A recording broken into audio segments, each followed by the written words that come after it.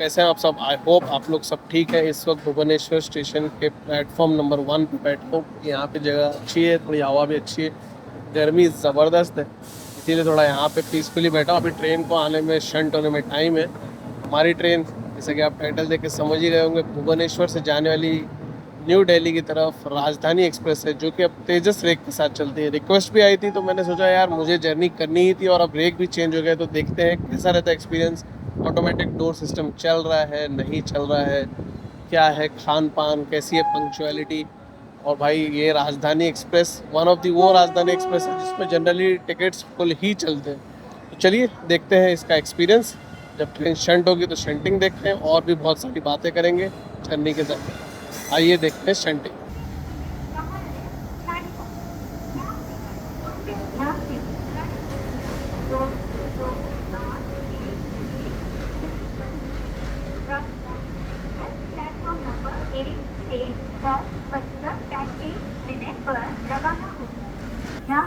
तो 10 बजे exactly train shunt की गई है। तो अब ये आप प्लेटफॉर्म नंबर 1 पे आप देख सकते हो अराइव हो रही है।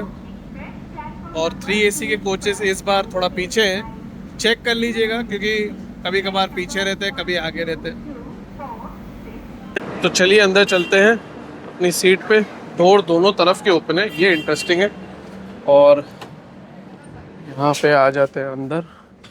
मेरी है 17 नंबर, जो आई थिंक यहाँ है। कोच लेआउट देख लीजिए, 4 की सीट रहती है एक्चुअली। और वहाँ पे चार्जिंग पॉइंट है, नीचे चार्जिंग पॉइंट है, रीडिंग लाइट है, ऊपर भी रीडिंग लाइट है। बेडिंग तो मिलेगी ऑब्वियसली। इधर भी चार्जिंग पॉइंट है, रीडिंग लाइट है, और ऊपर भी सेम ही है, चार्जिंग पॉइंट, रीडिंग लाइट। और सामने भी रीडिंग लाइट है, चार्जिंग पॉइंट है, और ऊपर भी आप देख सकते हो चार्जिंग पॉइंट है, और ऊपर रीडिंग लाइट है। इस तरफ ऊपर वेंट नहीं है, तो ये अच्छा है। अगर आप पर्दा लगा लेंगे तो ज़्यादा ठंडा नहीं होगा।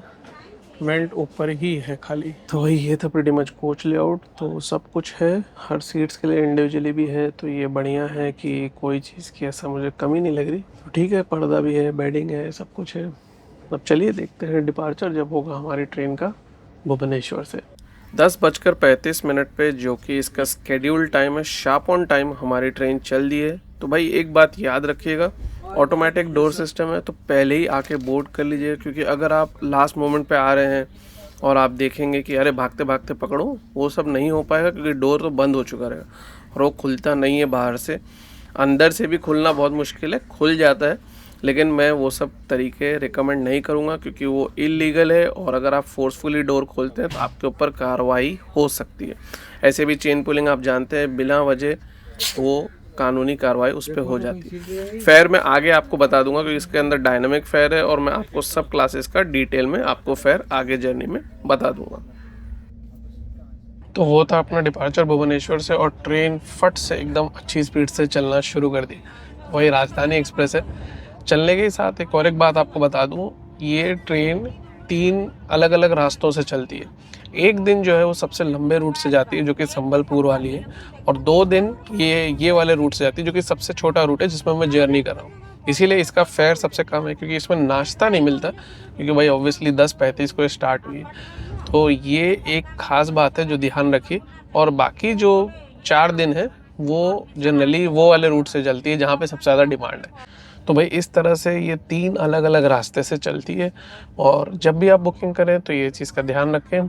अब इसके स्टॉप्स जो हैं वो तो मैं, जो पूरे दिन के हैं वो तो मैं होपफुली आपको सब कवर करके बताऊंगा। ऑटोमेटिक डोर है तो डोर तो बंद है, सब कुछ कवरेज सीट पे से ही होगा। कांच अच्छा नहीं साफ किए हैं यार, अभी क्या ही बोलना। चलिए जो भी है, अब देखते हैं कब हमें आता है दोपहर का खाना, या उससे पहले भी कुछ देते हैं, या ओवरऑल एक्सपीरियंस 2 AC में कैसा रहता है। 2 AC से एक बात आपको बता दूं, सीट्स की डिमांड इस ट्रेन में ज़बरदस्त है। इतनी ज़्यादा है कि मैंने ये 4 महीने पहले बुक किया था इस ट्रेन में टिकट, और जब मैं बुक करने आ रहा था 3 AC में ट्राई कर रहा था, लेकिन वो तुरंत ही डायनामिक लग गया था। तो ये बात ध्यान रखिए जब भी आप बुकिंग कर रहे हैं, तो सीट्स की इसमें डिमांड ज़बरदस्त रहती है, और आपको डायनामिक फेयर लग सकता है। 2 AC में तो 1000 रुपये से भी ज़्यादा है डायनामिक फेयर, तो भाई वो बहुत ज़्यादा हो जाता है। तो इस बात का भी ध्यान रखिएगा, देख लीजिए फ़्लाइट्स के फेयर कैसे हैं, क्या चीज़ें। और अब शायद मेरी ना नज़र लग गई हो कि ट्रेन अब रुक गई है। फिर जो भी है देखते हैं, पहला स्टॉप जो आएगा वो सब आपके सामने आएगा चलिए देखते हैं कैसा रहता है रन। इस साइड से सीट मिल गई है तो अब यहाँ से क्रॉसिंग्स तो क्या ही बताएंगे, फिर भी जो इंपॉर्टेंट क्रॉसिंग्स है वो ज़रूर आपके साथ शेयर करूँगा, और कुछ अगर ओवरटेक्स रहेंगे वो भी शेयर होंगे। सबसे इम्पोर्टेंटली खान पान कैसा रहता है, पंक्चुअलिटी कैसी रहती है, और ओवरऑल कंफर्ट इस ट्रेन में कैसा रहता है, फाइंड आउट करते हैं।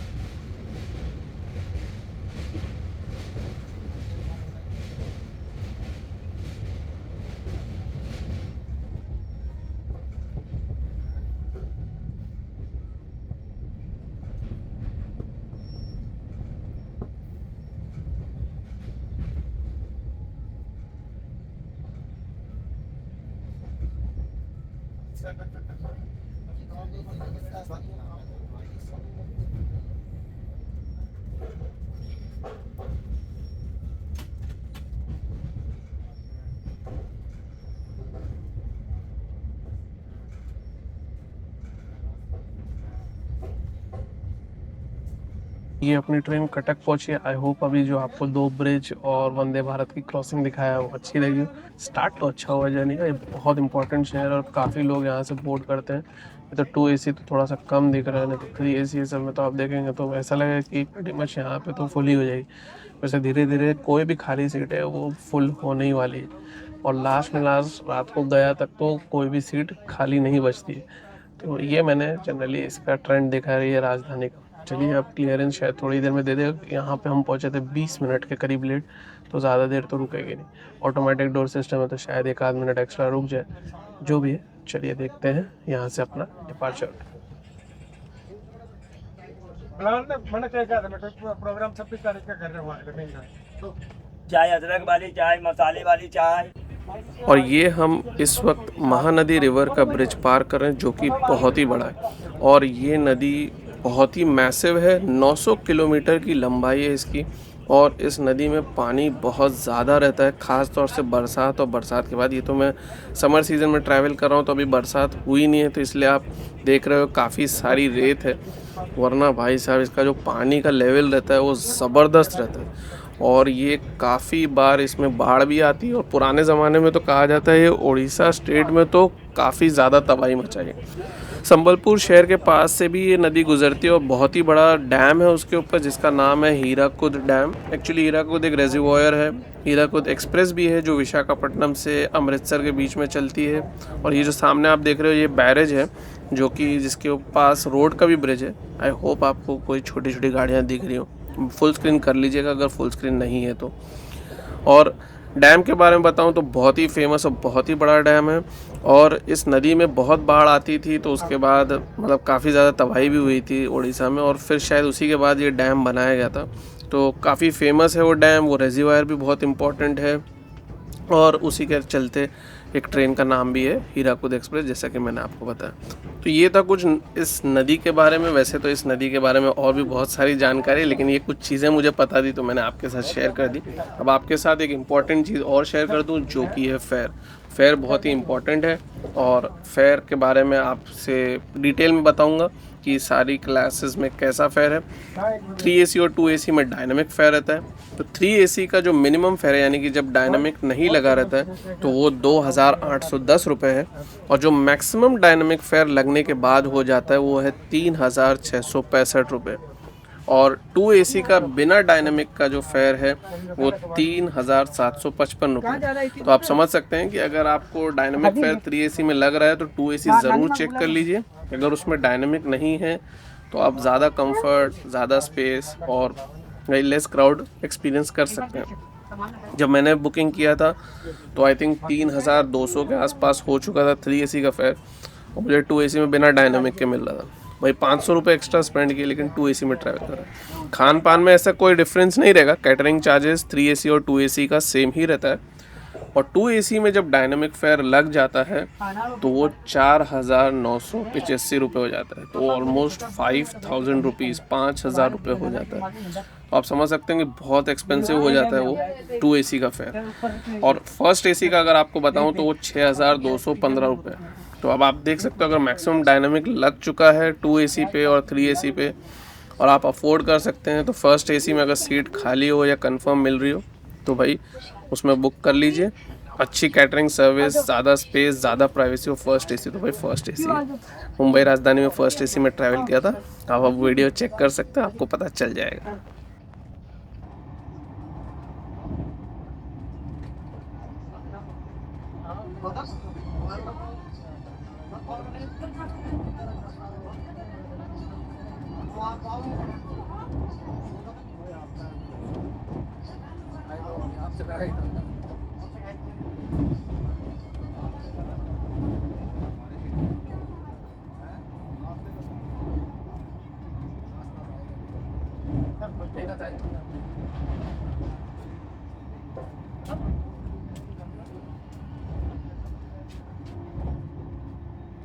तो वो था महानदी रिवर का ब्रिज, जो कि बहुत ही बड़ा और बहुत ही मैग्निफिसेंट था यार, मज़ा आ गया देख के।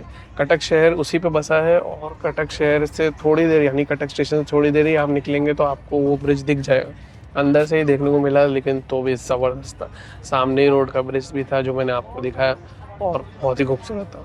उसके बाद जो मैंने स्टेशन का स्किप दिखाया वही स्टेशन है जहाँ से जो एक दिन भुवनेश्वर से न्यू दिल्ली जाती है राजधानी एक्सप्रेस, जिसका सबसे लंबा रूट है, वो मुड़ जाती है, वो एक्चुअली चली जाती है संबलपुर की तरफ। वहाँ से इसका रूट ही चेंज हो जाता है, यानी कि उस राजधानी एक्सप्रेस का बाकी 6 दिन चलने वाली राजधानी एक्सप्रेस से बस कटक तक ही सेम रूट रहता है, उसके बाद थोड़ी देर में रूट बदल जाता है। अब हमारी जो राजधानी एक्सप्रेस है और बाकी जो 4 दिन चलती है राजधानी एक्सप्रेस, वो हिजली तक सेम रूट पे चलेगी। हिजली से वो वाली राजधानी एक्सप्रेस टाटा नगर की तरफ चली जाएगी, और हम चले जाएंगे आगरा की तरफ। एक्चुअली हिजली स्टेशन जो है वो खड़गपुर शहर को कैटर करता है, वो खड़गपुर के ही स्टेशन के पास ही है।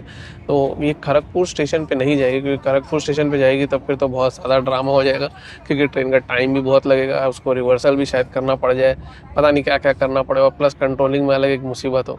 तो इसीलिए उन्होंने हिजली पे स्टॉप दे दिया है, और 6 दिन ये ट्रेन हिजली रुकती है। हाँ, अगर जो 2 दिन चलती है उससे आप जाएंगे तो हिजली से गोमो की तरफ, आगरा की तरफ चली जाएगी, और बाकी जो 4 दिन चलती है वो कहते चली जाएगी इस तरफ, टाटा नगर की तरफ। तो चलिए अब देखते हैं हमारा आगे के स्टॉप्स कैसे रहते हैं। कोशिश करूँगा हावड़ा बेंगलुरु डोरंटो एक्सप्रेस और new Delhi Bhubaneswar Rajdhani express capture करने की।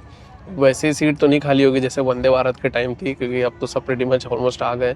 फिर भी जैसा भी रहेगा कैप्चर करके आपको दिखाता हूँ। ये है ब्रह्मानी रिवर, आई थिंक मैंने सही नाम प्रोनाउंस किया हो। ये उड़ीसा की दूसरी सबसे बड़ी नदी है। फर्स्ट तो ऑब्वियसली महानदी थी जो हमने देखा है, और इसकी भी अहमियत उड़ीसा स्टेट में काफ़ी ज़्यादा है। स्पीड भी काफ़ी बढ़िया है, और ब्रिज भी काफ़ी बड़ा लग रहा है। तो आप इसे एंजॉय करिए, फिर इसके बाद ही हमारा नेक्स्ट स्टॉप आएगा, जो कि है Jajpur Keonjhar road. I hope मैंने सही कहा हो। चलिए ये ब्रिज एंजॉय करते हैं और फिर वहाँ पहुँचते हैं।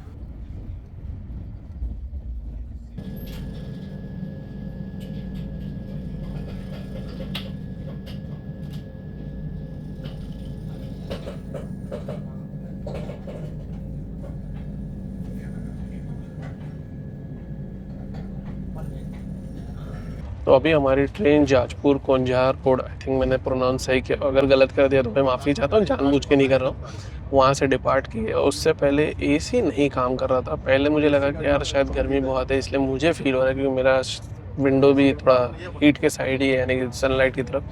बोला हो सकता है मुझे लगा, लेकिन जब बाकी लोग को भी लगने लगा और ओवरऑल भी कम हुआ तो कंप्लेंट डाले। अभी कंप्लेंट पे काम हो रहा है, अब देखते हैं एसी चलता है कि नहीं।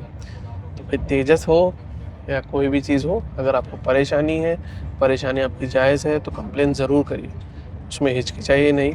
139 पे कंप्लेन कर दीजिए, IRCTC के ट्विटर हैंडल पे भी कर सकते हैं, रेल मिल इंडिया को भी आप ट्वीट कर सकते हैं। तो आपको मैं ये सारे ऑप्शंस इसलिए बता रहा हूँ कि आपको हेल्पफुल हो सकता है। सबसे पहले तो जो कोच अटेंडेंट है, इलेक्ट्रिक स्टाफ है, उनको कॉल करके पूछ लीजिए, बुला के बात करके देख लीजिए, टीटी से बात करके देख लीजिए। अगर फिर भी नहीं सॉल्व होता है, एक स्टेशन से ज़्यादा मत इंतज़ार करिए, कॉम्प्रोमाइज़ मत करिए।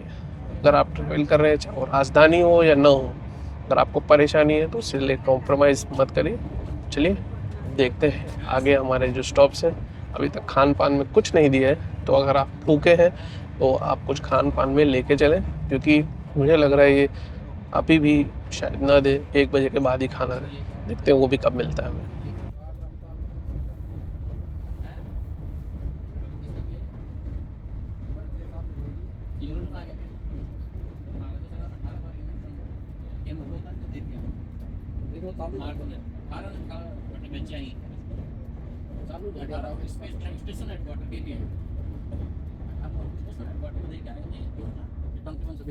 तो भाई खाना आ गया है, तो मैं अब आपको खाना दिखाता हूँ। यानी कि ये टाइम अगर मैं बताऊँ तो 12:30 बजे दे दिया। तो ये अच्छा है, मुझे लग रहा था नहीं देंगे, 1 बजे के बाद देंगे, लेकिन अब 12:30 बजे खाना दे दिया है। तो चलिए तो आपको अनबॉक्स करके दिखाता हूँ कैसा है खाना। वेज मंगाया है, चेकआउट करते हैं। तो ये खाना है, टिश्यू पेपर थोड़ा सा यूज़ किया है। ये 2 पराठा है, सब्ज़ी है, मतलब थोड़ी सी सूखी टाइप, पनीर की सब्ज़ी है, दाल है, राइस है, चम्मच, अचार और सॉल्ट का सैशे भी दिया है और दही। तो चलिए खाते हैं और देखते हैं कैसा है खाना।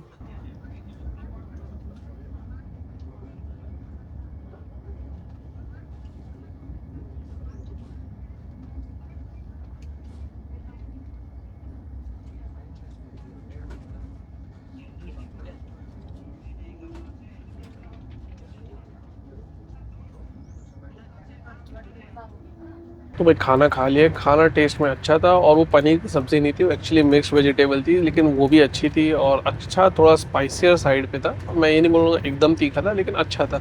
और जो सूखी वेजिटेबल थी, यानी कि जो ड्राई वेजिटेबल की सब्ज़ी थी, वो तो ठीक थी टेस्ट में, ना तो तीखी थी ना वो प्लेन थी, वो डिसेंट इनफ थी।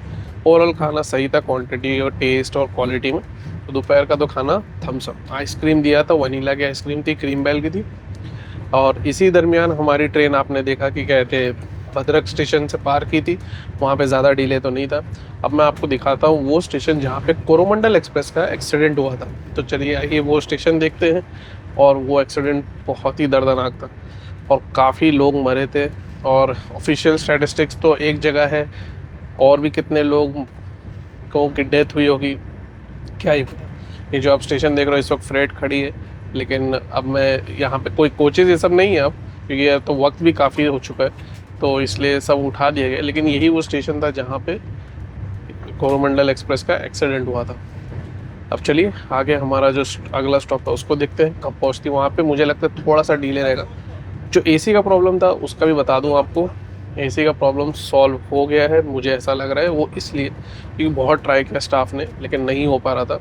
उन्होंने एचओजी को बंद कर दिया और जनरेटर ऑन कर दिया। तो अब हमारी ट्रेन जनरेटर पे चल रही है और फाइनली ऐसा लग रहा है कूलिंग डिसेंट इनफ है। चलिए ये भी कोई प्रॉब्लम थी एचओजी की जो पता चली है। देखते हैं कब हम पहुंचते हैं अपने अगले स्टॉप पे, और उसके आगे फिर हम पहुंचेंगे हिजली। तो मुझे लगता है अभी कुछ ही दरमियान में हमारी मुलाकात होनी चाहिए न्यू दिल्ली भुवनेश्वर राजधानी से। वो भी फाइंड आउट करते हैं कब और कहाँ होती है। तो अब हम पहुंच रहे हैं बालासोर शहर के एक इम्पॉर्टेंट स्टेशन बालेश्वर पे। बालासोर शहर को बालेश्वर भी कहा जाता है और ये काफ़ी इम्पोर्टेंट स्टेशन है। ये डिफेंस के लिए भी काफ़ी जाना जाता है ये शहर। 1:48 पे हम बालेश्वर से चले हैं। स्टॉप तो वैसे ऑफिशियली सिर्फ 2 मिनट का रहता है, लेकिन हम 5 मिनट रुक के यहाँ से डिपार्ट किए हैं।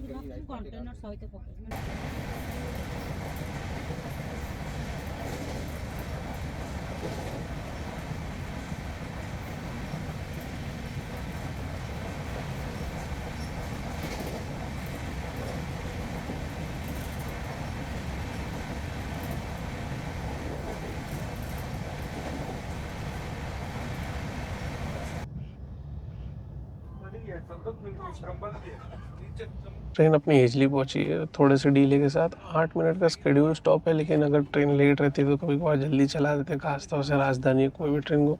इसलिए मैं नीचे जाने का रिस्क नहीं लूँगा। प्लस गर्म बहुत ज़्यादा है, आप देख सकते हैं यहाँ तो शेड भी नहीं, शेड भी पीछे की तरफ कहीं है। जनरली अगर आप यहाँ से बोर्ड कर रहे हैं तो मुझे नहीं लगता आपको खाना मिलेगा, फिर भी आप कैटरिंग चार्जेस चेक कर लीजिएगा। और दूसरी बात, अगर आप खड़गपुर में रहते हैं तो खड़गपुर स्टेशन ही नहीं जाती है ट्रेन। कोई भी राजधानी भुवनेश्वर वाली जो है वो खड़गपुर स्टेशन नहीं जाती है। आप खड़गपुर में रहते हैं तो आपको हिली आके पकड़ना पड़ेगा। वैसे भी बुकिंग करेंगे तो आपको खुद ही समझ में भी आ जाएगा। तो ये एक इम्पॉर्टेंट बात है। खड़गपुर और हिजली स्टेशन बहुत दूर है, मतलब बहुत, मतलब एकदम भी बहुत नहीं, लेकिन इतना है कि अगर आप खड़गपुर पे हो और आपको फिर पता चले कि हिजली पे आपको पकड़ना है ट्रेन, तो आपकी छूट जाएगी। तो वैसे तो जनरली एरर होता नहीं है, क्योंकि जो यहाँ के रहने वाले वो जानते हैं, लेकिन मैंने सोचा चलो ये बता देते हैं आपको। यहाँ से बाईपास होकर ट्रेन निकल जाएगी अब बिना खड़गपुर टच के। और बहुत ही इम्पोर्टेंट ये स्टेशन इसलिए भी हो जाता है क्योंकि काफ़ी सारी ट्रेन्स यहाँ से अगर उसको खड़गपुर नहीं टच करना है तो बाईपास ही अपना रूट चेंज करके अपने रास्ते पे आगे निकल जाते। चलिए देखते हैं। इसके बाद मुझे लगता है थोड़ी देर में इवनिंग स्नैक्स मिलना चाहिए, जो कि शायद 4-12 बजे के आसपास मिलेगा। वो कब मिलता है वो भी मैं आपको बताऊँगा। काफ़ी कंफर्टेबल रहा है अभी तक का रन। एसी की कूलिंग वूलिंग भी बेहतर है, वो भी कोई दिक्कत नहीं अब।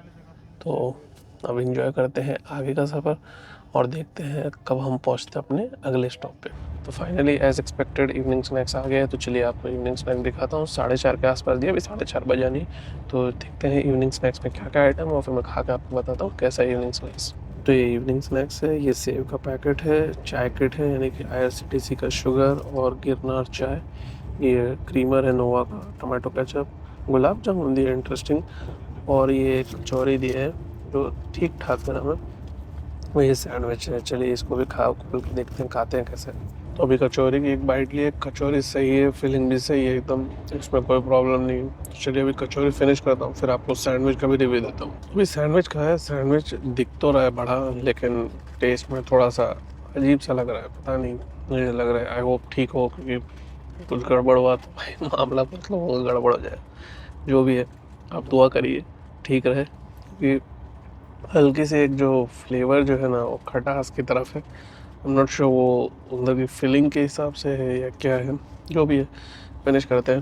फिर उसके बाद ये सेव खा लेंगे तो थोड़ा मुंह भी ठीक हो जाएगा। तो आप समझ सकते हो कि कैसा है सैंडविच। अब चलिए उसके बाद पहले एक काम करेंगे, गुलाब जामुन खा लेंगे फिर सेव खा लेंगे। एक गुलाब जामुन मेरे समझ से ठीक होना चाहिए। तो इवनिंग स्नैक्स अपना फिनिश हो गया है और इवनिंग स्नैक्स में गुलाब जामुन भी ठीक था।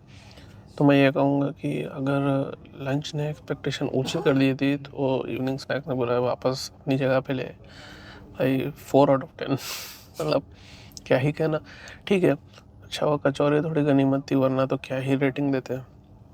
चाय पानी सब हो गया फिनिश। अब देखते हैं, थोड़ी सी शाम बची, पता नहीं क्यों ट्रेन खड़ी हो गई बिष्णुपुर जंक्शन पे। वो क्यों, शायद क्लियरेंस नहीं होगा, वही फ्रेट या कुछ और होगा मामला, जो भी है। चलिए देखते हैं आगे। हमारा जो अगला स्टॉप है ज़्यादा दूर नहीं है, तो हम वहाँ जब पहुँचेंगे तो मैं आपको बताता हूँ अपनी पंक्चुअलिटी कैसी है। फिलहाल अभी ट्रेन स्टार्ट हो गई है और अब हमारी ट्रेन बनकुरा जंक्शन पहुंच रही है, जो कि हम पहुंचे हैं 5:20 पे। ये काफ़ी इंपॉर्टेंट शहर है और ये सेकंड लास्ट स्टॉप है हमारा वेस्ट बंगाल में। इसके बाद है आद्रा, जो कि हमारा फाइनल स्टॉप रहेगा वेस्ट बंगाल में। 2 मिनट का स्टॉप रहता है यहाँ पे भी हमारा। 5:23 पे हम बनकुरा जंक्शन से चल दिए हैं और डोर हो गया है बंद। तो अपनी ट्रेन आगरा पहुंची है 4-5 मिनट के डिले के साथ, ज़्यादा लेट नहीं है। और ये रेलवे के लिए काफ़ी जाना जाता है शहर। और यहाँ पे हमारी ट्रेन प्लेटफॉर्म नंबर 1 पे आई थी। तो प्रीटी मच पंक्चुअलिटी के मामले में ट्रेन का कोई दिक्कत नहीं है। और अभी अगर लेट भी रहती तो मेरे समझ से अगले स्टॉप पे तो टाइम पे हो जाती, क्योंकि वो है 70 किलोमीटर दूर और टाइम दिया है 2 घंटा, यानी कि 6 बजे से 8 बजे का रन है सिर्फ 70 किलोमीटर के लिए, वो भी राजधानी एक्सप्रेस को। तो चलिए देखते हैं कितना बिफोर टाइम पहुंचती है या टाइम पे पहुंचती है, क्या होता है। और मेरे समझ से रात का खाना भी 8 बजे के आसपास मिल जाना चाहिए, हो सकता है पहले भी मिल जाए। फाइंड आउट करते हैं वो हमें कब मिलता है, कैसा रहता है। तो हम पहुंचे हैं गोमो 20 मिनट से भी ज़्यादा बिफोर टाइम। तो ये एक्सपेक्टेड था कि ट्रेन 20 मिनट बिफोर टाइम ही पहुंचेगी और वैसा ही हुआ, क्योंकि भाई टाइम बहुत दिया है। और वो इसलिए दिया है कि पूरे दिन में कोई भी डिले है तो यहाँ पे ऑन टाइम हो जाए।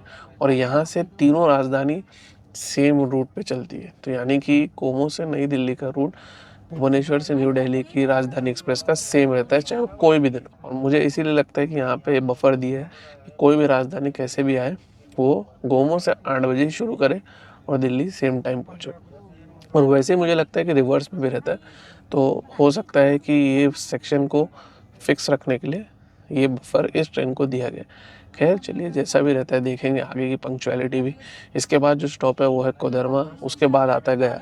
खाना भी हमें मिलेगा तो देखते हैं खाना कैसा रहता है और फिर मैं आपको बताऊंगा कि खाने का रिव्यू भी, और साथ ही साथ देखेंगे कोडरमा का अराइवल। आई थिंक मैं जब खाना वाना खाता रहूँगा तभी शायद वो आएगा, फिर भी कोशिश करूँगा उसका अराइवल कैप्चर करके आपको दिखाने की और ये देखने की कि वहाँ हमारी पंक्चुअलिटी कैसे रहती है, क्योंकि वो भी एक इंपॉर्टेंट स्टेशन। तो जैसा कि एक्सपेक्टेड था 8 बजा है और उसने खाना देना स्टार्ट कर दिया था, और एक्चुअली ट्रेन गोमो पे थी तभी स्टार्ट कर दिया था। चलिए खाना मुझे मिल भी गया, ट्रेन गोमो से छूट भी गई है, तो मैं आपको दिखाता हूँ खाना अनबॉक्स करके कैसा है खाना, और फिर मैं आपको खा के बताता हूँ खाना भी क्वालिटी में कैसा है। तो ये खाना है, 2 पराठा है, पनीर की सब्ज़ी है, दाल है, राइस है और ड्राइड वेजिटेबल है, दही है, सॉल्ट है और ये अचार आगे जो नहीं था, और ये टिश्यू पेपर है।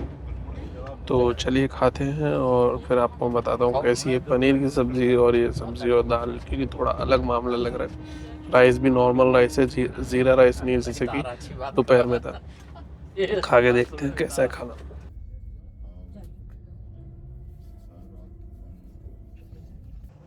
इतने पार्किंग सिटी মানে इतने रैगिंग हुए पता नहीं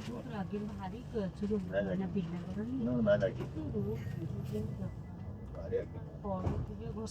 तो अभी हमारी ट्रेन कोडरमा से चली है और मैं अभी जो आपको थोड़ा सा अराइवल और डिपार्चर दिखाया था कोडरमा पे, तो वो अभी हमें डेजर्ट में आइसक्रीम मिली थी जो कि वनीला की वही आइसक्रीम है, क्रीम मिल्क की।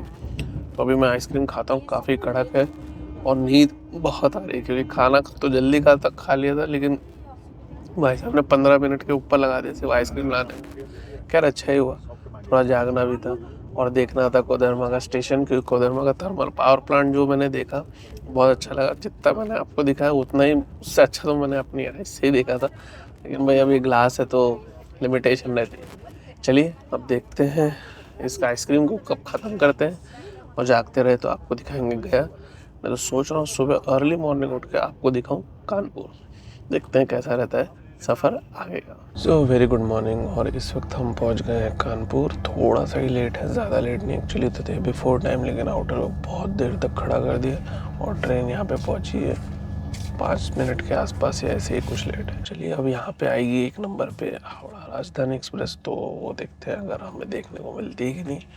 और दूसरी बात, ज़्यादा देर नहीं रुकेगी, मेरे समझ से जल्दी ही चल देना चाहिए, सब राजधानी बैक टू बैक पीछे है, तो इसका टाइम पास तो मुझे उम्मीद कम है। यहाँ से run non stop new Delhi तक है।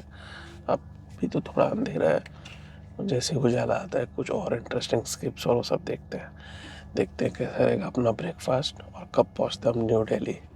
चलिए आइए बची ये मॉर्निंग एंजॉय करते हैं हमारी भुवनेश्वर राजधानी एक्सप्रेस में।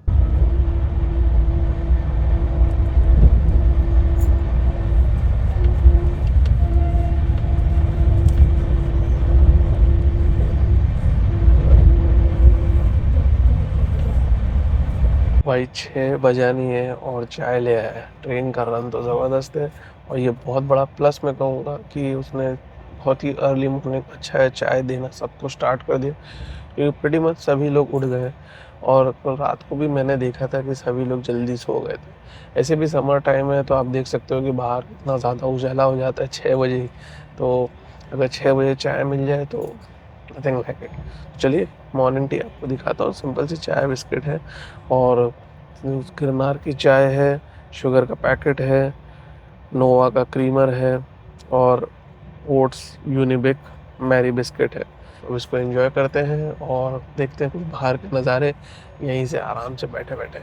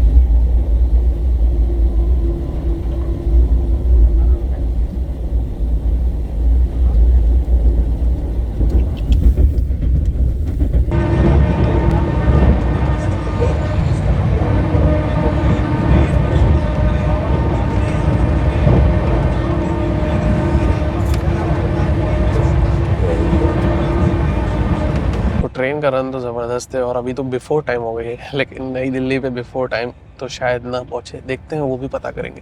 खैर 7:45 हो रहा है और नाश्ता देना स्टार्ट कर दिया, तो मैं चलिए आपको नाश्ता दिखाता हूँ कैसा है नाश्ता बॉक्स करके, और फिर उसके बाद हम देखेंगे, हो सकेगा तो मैं आपको वंदे भारत की क्रॉसिंग और शताब्दी एक्सप्रेस की भी क्रॉसिंग शेयर करूँगा, कैप्चर कर पाया तो। बहुत फास्ट क्रॉसिंग होती है और डोर तो खुलता नहीं, वही तो कैसे जज करें, बहुत डिफ़िकल्ट पड़ता है। तो चलिए देखते हैं नाश्ता पहले और फिर कुछ और इंटरेस्टिंग स्किप्स और क्रॉसिंग, फिर मैं आपको नाश्ते का भी रिव्यू दे दूंगा। तो ये ब्रेकफास्ट अनबॉक्स कर दिया, टिश्यू पेपर, जूस, ये शुगर है, क्रीमर है, टमाटो केचप है और ये बटर है और ये टी सैशे है, वाइट ब्रेड है और ऑमलेट विद ग्रीन पीस और ये सब कैरेट के साथ दिया हुआ है।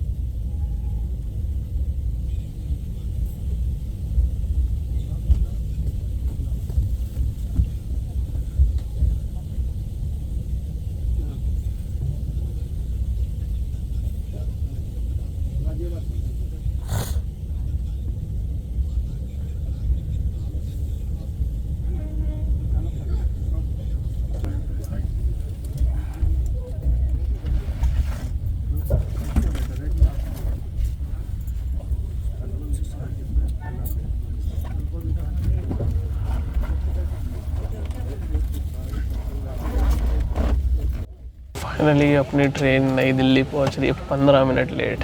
तो ये सब बिफोर टाइम, ये सब है ना, नई दिल्ली के बाहर सब बराबर हो जाता है।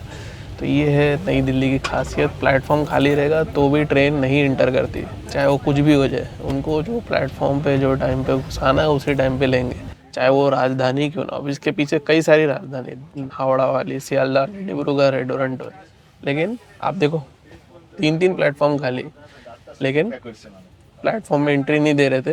गाजियाबाद से यहाँ तक पूरा पौना घंटा लगा दिया। वही ये है हमारे कंट्रोलर्स। आई होप कभी किसी टाइम सुधर जाए। खाना ठीक था, सुबह का भी नाश्ता ओके था। मैं ये कहूँगा कि इस ट्रेन में आप कैटरिंग लेंगे तो कोई ऐसा खास बुराई नहीं, लेकिन हाँ ज़्यादा उम्मीद भी मत रखिएगा, मैनेजेबल खाना था।